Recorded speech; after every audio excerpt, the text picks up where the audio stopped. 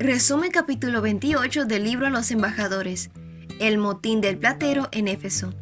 Durante más de 3 años, Éfeso fue el centro de la obra de Pablo. Se levantó una iglesia próspera y desde esta ciudad el evangelio se esparció por toda Asia, entre judíos y gentiles. El apóstol tomó la determinación de ir a Jerusalén. Pasando por Macedonia y Acaya, decía: después de estar allí tengo que visitar a Roma. De acuerdo con este plan, envió a Macedonia a 2 de sus ayudantes, Timoteo y Erasto. Pero sintiendo que Éfeso aún demandaba su presencia, decidió permanecer allí hasta después de Pentecostés. Pronto sucedió algo que apresuró su partida. Una vez al año se celebraba en Éfeso una de las ceremonias especiales en honor a la diosa Diana, que atraían a grandes multitudes. Los creyentes que se encontraban en la escuela de Tirano eran una nota discordante en el coro festivo y se los hacía objeto de ridículo y los insultos.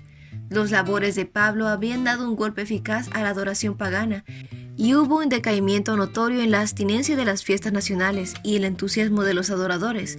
La influencia de sus enseñanzas se extendió mucho más allá de los conversos. Muchos de aquellos que no habían aceptado las nuevas doctrinas llegaron a iluminarse a punto tal que perdieron toda confianza en los dioses paganos. También había otra causa de descontento. Había crecido el negocio lucrativo de la venta de pequeños santuarios e imágenes moldeados a semejanza del templo y de la imagen de Diana. Pero ahora, los que estaban en la industria vieron que sus ganancias disminuían y atribuyeron el desagradable cambio de las labores en Pablo. Demetrio, un fabricante de templos de plata, reunió a los demás hombres que trabajaban en este oficio y les dijo: compañeros, ustedes saben que obtenemos buenos ingresos de este oficio. Les consta además que el tal Pablo ha logrado persuadir a mucha gente no solo en Éfeso, sino en casi toda la provincia de Asia. Él sostiene que no son dioses los que se hacen con las manos. Ahora bien, no solo hay el peligro de que se desprestigie nuestro oficio, sino también de que el templo de la gran diosa Artemisa sea menospreciado y que la diosa misma, a quien adora toda la provincia de Asia y el mundo entero, sea despojada de su divina majestad. El pueblo fue así excitado y se enfurecieron y comenzaron a gritar: «Grande es Artemisa de los Efesios». Rápidamente comenzó a circular el informe de este discurso y toda la ciudad se alborotó. Buscaron a Pablo, pero no lo encontraron. Sus hermanos se habían apresurado para sacarlo de ese lugar. Habían sido enviados ángeles para cuidar al apóstol. Su hora de morir como mártir aún no había llegado.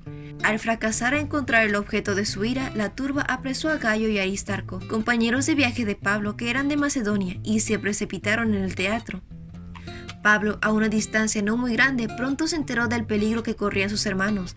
Olvidando su propia seguridad, deseó ir de una vez al teatro para dirigirse a los rebeldes, pero los discípulos no se lo permitieron. No se hizo ningún daño grave a Gayo ni a Aristarco, pues no eran ellos su objetivo. Pero si hubiesen visto al agobiado apóstol, se hubiesen despertado las peores pasiones en la turba, y no hubiese habido posibilidad humana alguna de salvar su vida. Finalmente, Pablo fue disuadido por un mensaje del teatro. Algunos amigos suyos le rogaron que no se arriesgaran a entrar en el teatro.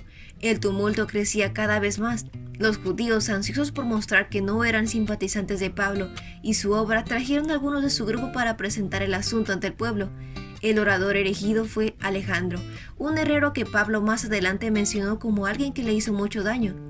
Alejandro empleó todas sus energías para dirigir la ira al pueblo exclusivamente contra Pablo y sus colaboradores, pero la multitud, viendo que era judío, lo echaron de lado, y todos se pusieron a gritar al unísono, como por 2 horas: «Grande es Artemisa, diosa de los Efesios». Finalmente hubo un silencio momentáneo. Luego, el secretario del Consejo Municipal, en virtud de su cargo, hizo que lo escucharan, mostró que no había motivo para presente tumulto y apeló a su razón. «Es preciso que ustedes se calmen y no hagan nada precipitadamente. Ustedes han traído a estos hombres, aunque ellos no han cometido ningún sacrilegio, ni han blasfemado contra nuestra diosa. Así que si Demetrio y sus compañeros de oficio tienen alguna queja contra alguien, para eso hay los tribunales y gobernadores. Vayan y presenten allí sus acusaciones contra estos. Si tienen alguna otra demanda, que se resuelva legítimamente. Tal como están las cosas con los sucesos de hoy, corremos el riesgo de que nos acusen de causar disturbios. ¿Qué razón podríamos dar de este alboroto si no hay ninguna?». Dicho esto, despidió a la asamblea. Tras el alboroto, Pablo mandó a llamar a los discípulos y después de animarlos se despidió y salió rumbo a Macedonia. El ministerio de Pablo en Éfeso había sido una incesante labor, muchas pruebas y profunda angustia, enseñando en público y de casa en casa, instruyendo y amonestando. Continuamente había recibido oposición de parte de los judíos, y mientras luchaba así con la oposición, impulsaba incansablemente la obra evangélica y velaba por la iglesia naciente. Soportaba sobre sí una pesada carga por todas las iglesias.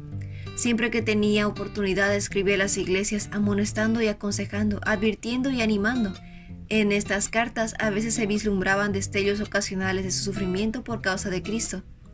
El intrépido apóstol casi se desanimaba, pero miraba al Calvario y con un nuevo ardor avanzaba en la extensión del conocimiento del crucificado. Y ese fue el resumen del capítulo 28 del libro Los Embajadores. No olvides compartir este resumen con tus compañeros de clase o con otras personas que tú crees que puedan necesitar este resumen. Nos vemos la próxima.